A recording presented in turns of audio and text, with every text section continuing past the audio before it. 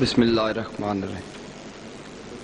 صدر وقار، یہاں بات ہو رہی ہے تیزی سے بدلتی ہوئی دنیا کی، درپیش چیلنجوں کی اور یونیورسٹیوں کے کردار کی۔ تو آئیے سب سے پہلے دیکھتے ہیں کہ یونیورسٹی کیا ہے۔ یونیورسٹی نام ہے اس تجربہ گاہ کا کہ جس میں زندگی کے ہر شعبے پر تحقیق کی جاتی ہے۔ اب سوال یہ پیدا ہوتا ہے کہ زندگی کا ہر شعبہ کیا ہے؟ زندگی کا ہر شعبہ ہی تو دنیا ہے۔ دنیا بدلتی ہے تو زندگی بدلتی ہے، زندگی گزارنے کے طور طریقے بدلتے ہیں۔ یہ تبدیلیاں ایک طرف تو ہمارے رسوم و رواج کو بدلتی ہیں، تو دوسری طرف سیاسیات سے لے کر اقتصادیات تک، سماج سے لے کر معاشرت تک، حتیٰ کہ تعلیم سے لے کر مذہبی اقدار تک کو بدل کر رکھ دیتی ہیں۔ ان تمام تبدیلیوں میں تعلیم سب پر حاوی ہے، کیونکہ تعلیم ہی انسانی شعور کو اتنا وسیع کرتی ہے کہ زمین تو زمین، کائنات تک کی وسعتیں اس میں سما جاتی ہیں۔ لیکن سوال پھر یہ پیدا ہوتا ہے کہ کون سی تعلیم؟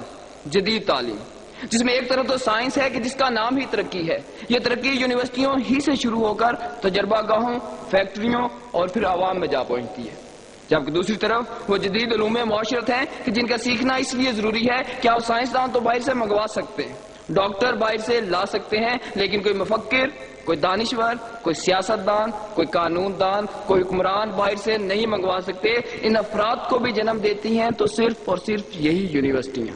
تو پھر ثابت ہوا کہ اگر دنیا کو بدلتی ہیں تو یونیورسٹیاں، درپیش چیلنجوں کا مقابلہ کرتی ہیں تو یونیورسٹیاں، قوموں کو نئی راہوں پر گامزن کرتی ہیں تو یونیورسٹی۔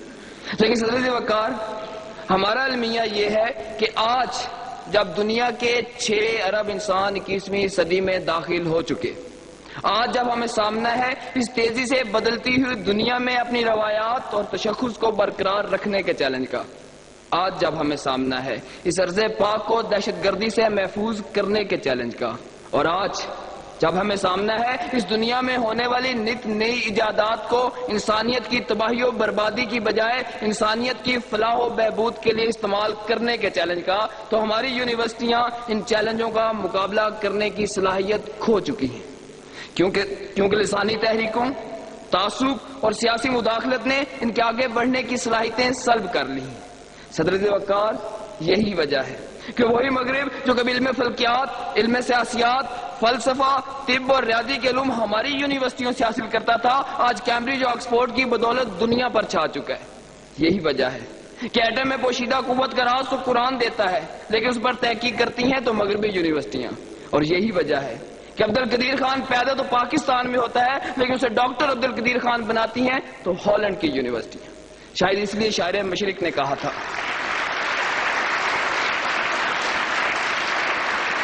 مگر وہ علم کے موتی کتابیں اپنے آبا کی، مگر وہ علم کے موتی کتابیں اپنے آبا کی، جو دیکھیں ان کو یورپ میں تو دل ہوتا ہے سی پارا۔ صدر وقار، آج دنیا کی 90% تحقیق امریکہ میں ہوتی ہے، سب سے زیادہ یونیورسٹیاں بھی یہی ہیں، سب سے زیادہ تحقیق گاہیں بھی یہی ہیں، سب سے زیادہ درسگاہیں بھی یہی ہیں۔ یہی وجہ ہے کہ 28 کروڑ افراد کی آبادی پر مشتمل اس ملک میں انتخابات ہوتے ہیں تو کوئی گولی نہیں چلتی، کہیں لڑائی جھگڑا نہیں ہوتا، کہیں توڑ پھوڑ نہیں ہوتی۔ یہ ہے یونیورسٹیوں کا کردار، اور ایک ہم ہیں کہ آج بھی قرون اولیٰ کے نصاب کو لے کر اس تیزی سے بدلتی ہوئی دنیا میں آگے بڑھنے کی کوششوں میں لگے ہوئے ہیں۔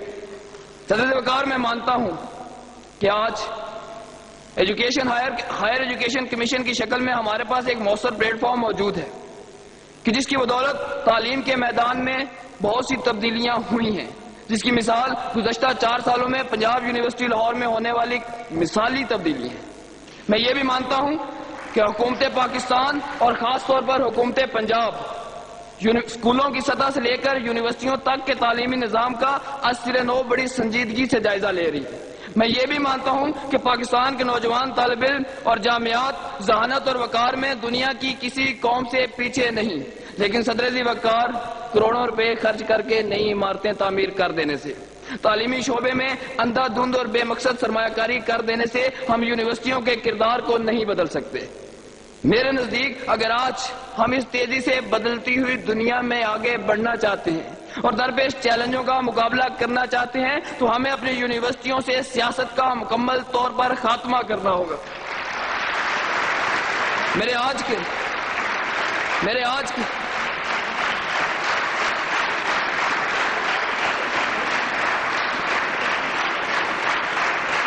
وطن کے طالب علموں کو جلسہ گاہوں کی بجائے تحقیق گاہوں میں مصروف عمل نظر آنا ہوگا. ہمیں اپنے نصاب کو جدید تحقیقی، تجزیاتی اور بین الاقوامی معیار کے مطابق ڈھالنا ہوگا. ہمیں اپنی حکمت تدریس میں بھی تبدیلی کرنا ہوگی. میرے آج کے استاد کو اپنی تمام تر توجہ کا محور و مرکز ایک بار پھر اپنے شاگرد کو بنانا ہوگا، اور یہ صرف اسی صورت ہوگا